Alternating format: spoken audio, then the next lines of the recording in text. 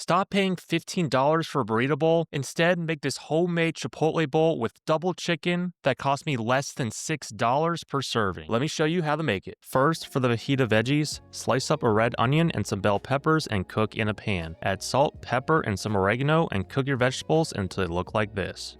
For the rice, use white long grain rice and cook with avocado oil and bay leaves. Once done, take out the bay leaves and add chopped cilantro, lime juice, lemon juice, and salt. Combine until it looks like this. Now let's prepare the chicken. Add 1 can of chipotle peppers and adobo sauce, diced red onion, minced garlic, olive oil, black pepper, lime juice, salt, oregano, cumin, and ancho chili powder.